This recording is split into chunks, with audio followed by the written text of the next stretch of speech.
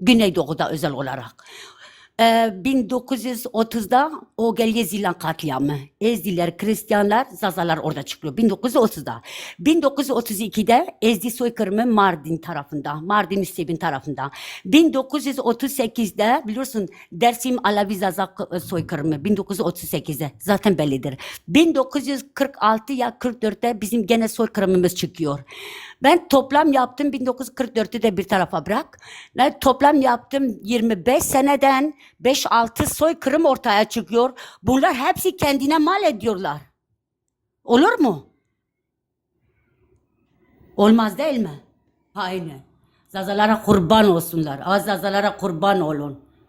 Ya keşke bir Zaza bir gün başka yayında keşke bir insana hakaretsiz etseydi yoksa başka yanlış tarih söyleseydi. Ya bu millete ne istiyorsunuz? Zaten bu milleti yok ettiniz. Nasıl onları 1000 parça ettiniz? Muskar ben olmasaydım var ya yüzde en az 50% insanlarımızı yok edeceklerdi. Çünkü bunlar o kadar iyi niyetli susuyorlar. Onlar nasıl da yapsa şimdi de ne? Gevar anne onlar yapıyor biz yapmayacağız. Kardeşim senin kızını götürüyor kaçırıyor. Senin oğlunu öldürüyor. Bilmem ne yapıyor. Yetmez mi? Toprağa baskı yapıyor. Yetmez mi? Yetmez mi? Zaten yavaş yavaş bizi yok ettiler.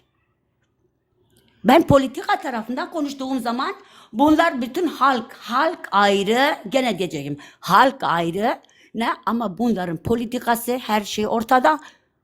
Her şey ortada. Biz istesek istemesek biz gerçek tarihleri dile getiririz.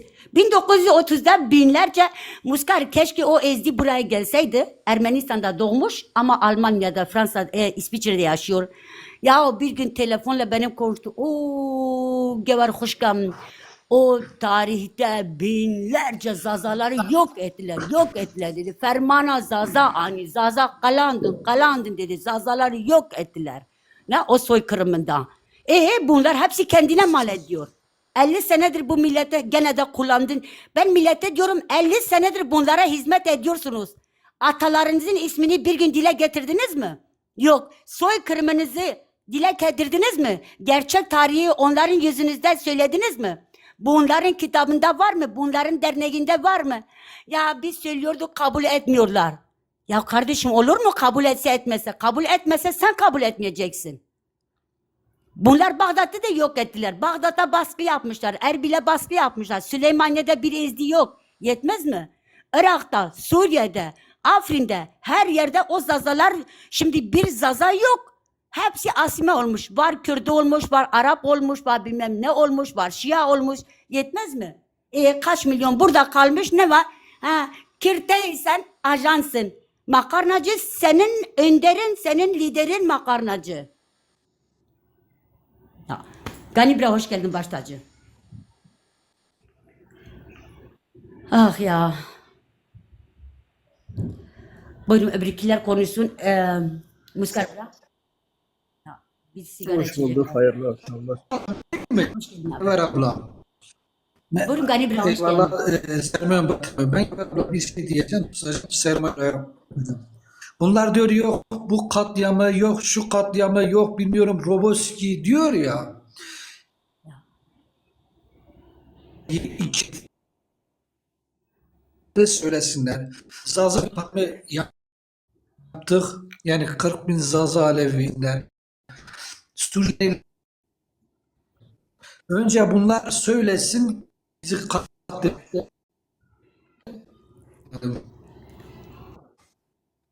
Konu neydi? Biraz dinleyeydim de. Önemli olan şunu bilmek. Bu katliamları yaparken desteği kimden aldılar? Kim bunların sırtını, kim bunların sırtını sıvazlıyordu?